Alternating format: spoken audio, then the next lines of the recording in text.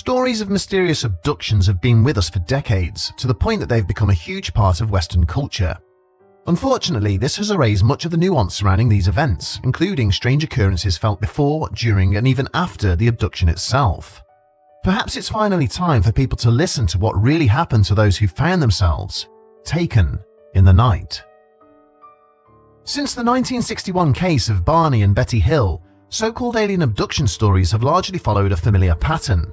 There are flashes of light, lost time, and haunting dreamlike memories of grim medical procedures and experiments. While skeptics argue that these similarities point to fabricated experiences, believers contend that such consistent details across so many accounts suggest something real. Yet over time, the constant retelling of these stories has blurred many of the original details. Like a copy of a copy, only the broad strokes remain intact. To fully understand these experiences, it's essential to return to the source, the men and women who claim to have lived through them.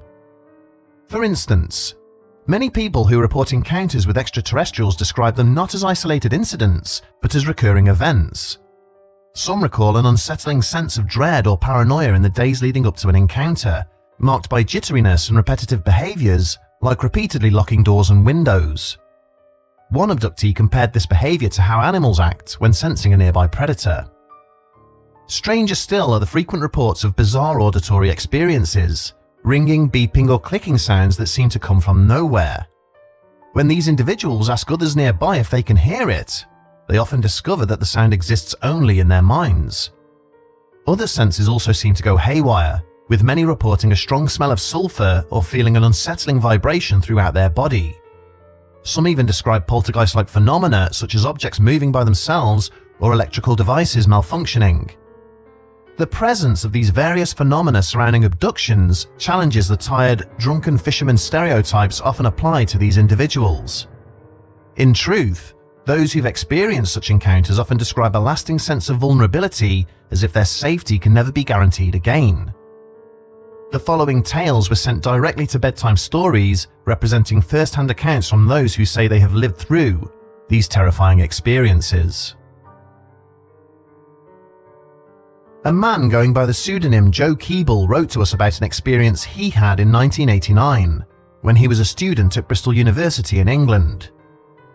He recalls waking up one night at around 2 a.m. He was lying on his stomach, but after opening his eyes, he suddenly realized that he couldn't move. At the same time, he became aware of a pressure pushing down upon him, as if something was physically holding him down. He happened to have a large TV sitting on a chest of drawers across from his bed, a hefty old CRT his parents had given him when he went off to university. Its massive screen reflected the faint glow of the street lamps outside, almost like a mirror. It was then that Joe's tired eyes fixed on a dark, unfamiliar shape sitting on his back. The figure was small, roughly the size of a child, but clearly not human. Its head was unnaturally large, its body far too slight. Suddenly, there was a flash of movement, and Joe saw the glint of huge almond-shaped eyes reflecting back at him.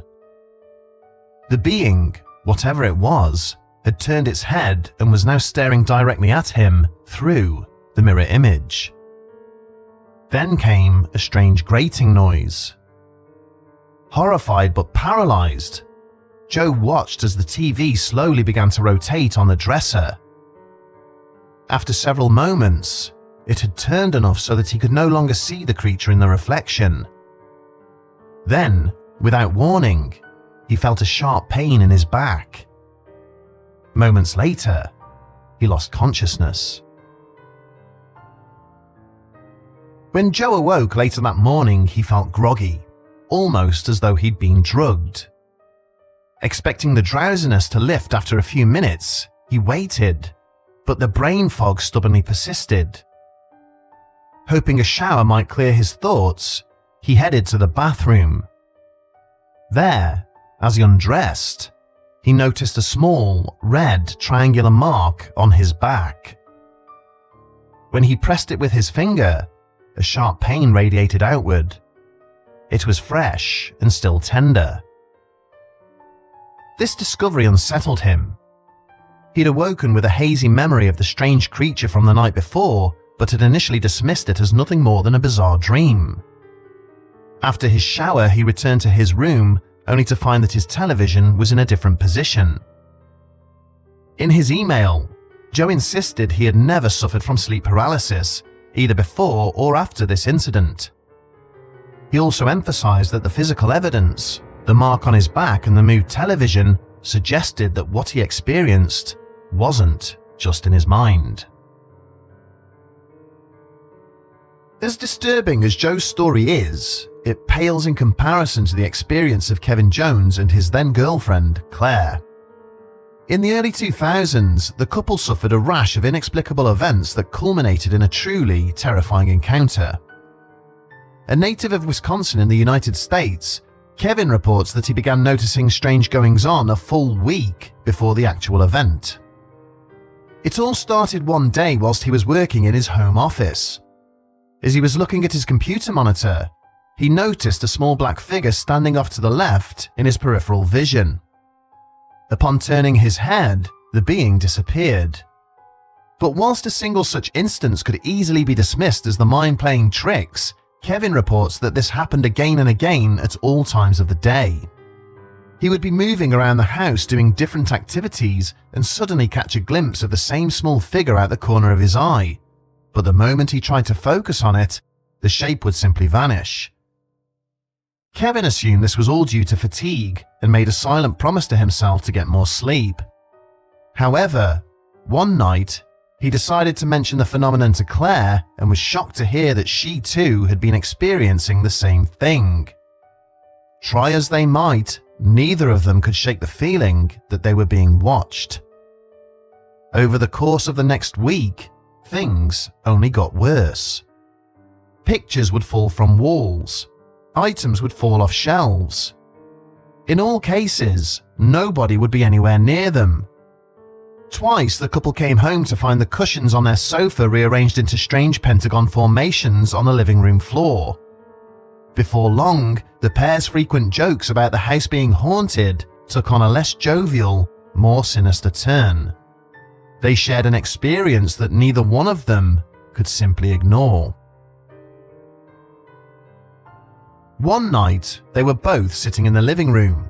Claire was watching TV and Kevin was reading a book. Suddenly, Kevin heard a metallic beeping, as if someone was tapping Morse code. As strange as the sound was, its origins were more bizarre. Rather than being detected by his ears, he swears to this day that the noise came from inside his head, as if emanating from the very center of his brain. Moments after the noise finally died down, Claire looked at him and asked, "Did you just hear that?" The look on her face was one of confusion, but neither of them could pinpoint which direction the sound had come from. Strangest of all, the couple's two dogs didn't seem to react to it at all. Still, as far as they could tell, nothing else was amiss, so the couple simply went to bed as usual. However, when they awoke the following day, they both felt as if something was off. Claire complained of a sore patch on her stomach just below her navel, whilst Kevin was plagued by a sense of unease and detachment that he couldn't quite explain. In the weeks that followed, they both experienced strange and vivid dreams of what they could only describe as weird-looking people. Eventually, the images of the figures became so intrusive that Kevin found himself developing a debilitating insomnia. As his waking life began to suffer more and more, he decided to visit a hypnotherapist to help him improve his sleep. But when he told them what he'd been dreaming about, the therapist could not hide their concern. In fact, they suggested that Kevin undergo hypnotic regression. Reluctantly, Kevin agreed, and together, the two uncovered the following memory. On the night the couple had heard the strange metallic beeping noise, Kevin found himself awoken by a dull thud. Upon opening his eyes, he found that he was lying on his back, but was entirely paralyzed. He could see a black silhouette standing at the end of the bed, and from the corner of his eyes, he could see that Claire was not lying next to him. Instead, the covers were swept back as if she'd gotten up in the middle of the night. Then Kevin caught a rustle of movement. Another small black silhouette was moving off to the side. Try as he might to turn his head and confront the figure, it wouldn't budge. Suddenly, he felt himself being lifted up. As this happened, he rotated onto his side so that he was facing directly towards the other black shape. But it was no longer at the side of the bed. Instead, it was walking slowly out the bedroom door. And that's when he saw Claire. She was floating just above the floor, moving along with the figure as if being dragged by an invisible rope. Like Kevin, she seemed to be awake, but immobilized. All she could do was stare upwards, a look of sheer terror on her face. Completely helpless, Kevin's body rolled over and over until he lightly impacted the bedroom floor. He was now facing towards the ceiling, floating just above the carpet. That's when the figure that had been standing at the end of the bed began moving towards him. As it did so, Kevin could feel his body moving in the direction of the doorway, in the same way his girlfriend had. Out in the hallway there was a third figure. However, where the first two were entirely black, this one exhibited some features. Unfortunately, Kevin was still unable to move anything but his eyes, which darted around in their sockets, probing for some clue as to what might be happening to him. Though he did not get a clear look at the third being, he could just barely make out a short frame beneath a large, grey-coloured head. The last thing he remembered was seeing the blurred image of a strange face right in front of his own, staring into his eyes. Then, he blacked out. Neither Kevin, Claire, nor the hypnotherapist had any idea what to do with this information. Whilst prevalent, hypnotic regression is not an exact science, and though Claire and Kevin did not end up staying together, he remains adamant that their experience was no dream. Manny Kunkel was born in Germany in 1988. In his email to us, he recalled that when he was about 17 years old, one of his friends, a girl named Amelie, would regale him with tales about aliens. In fact, she claimed that she had been in contact with extraterrestrials all her life. For his part, Manny was immensely skeptical. In his mind, Amelie was just a fantasist, but he did enjoy humouring her whenever she spoke about the subject.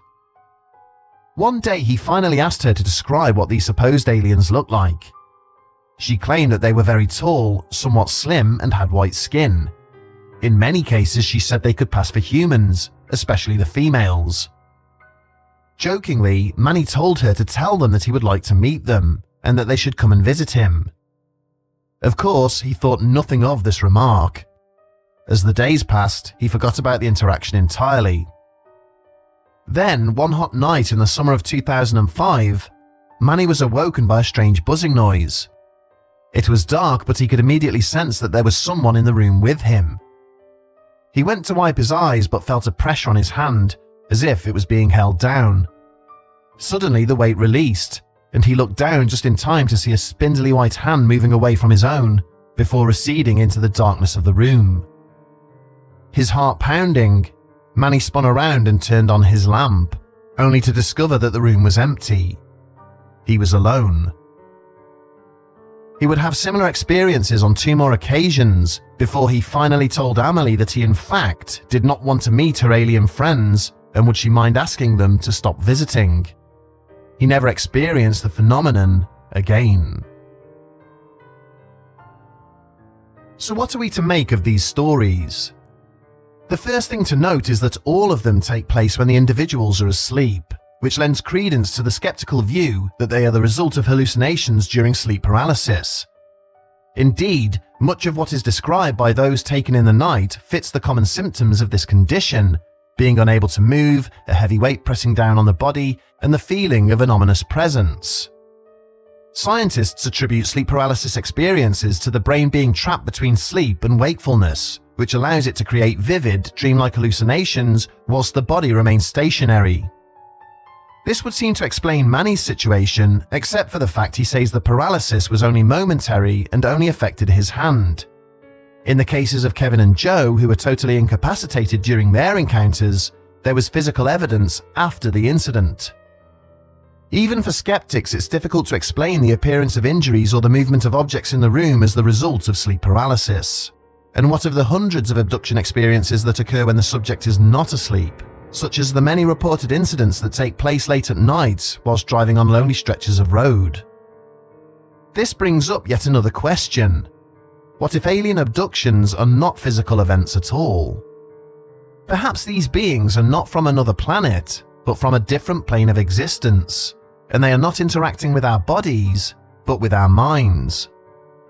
Is it possible that the abductees believe they are being physically removed from their rooms, whilst the actual interaction is playing out in their consciousness?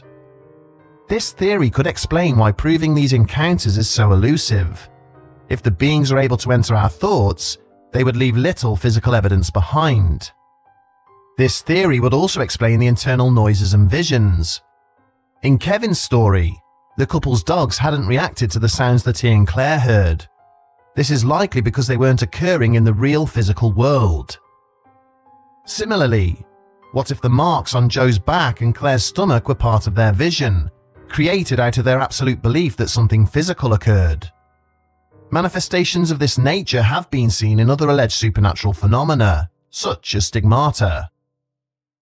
On that basis, it's worth mentioning an experiment carried out by the team at Planet Weird, where they performed an alien abduction in reverse. Rather than initiating a regression, the hypnotist instead placed a suggestion into the subject's mind. This patient was unique in that they were a skeptic, not a believer. But whilst he was in a suggestive state, the hypnotist described the subject lying in bed and noticing a light at his window, followed by a small figure appearing in his room. And that was it. No more details were given.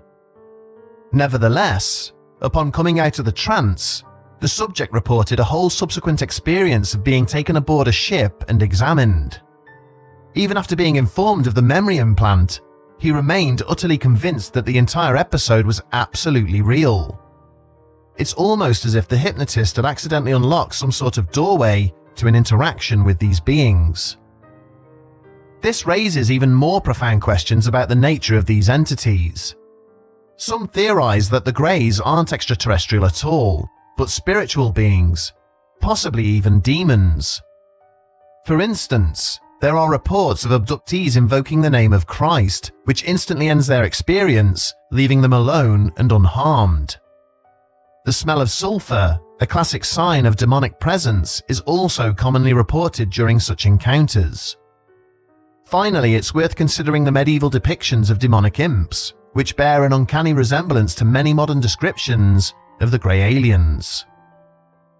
Perhaps the reason so-called alien encounters are so difficult to prove is that they aren't happening in the physical world at all.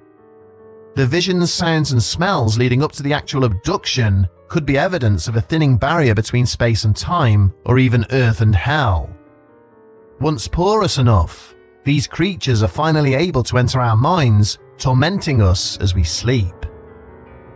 Are we looking to outer space when we should be looking within?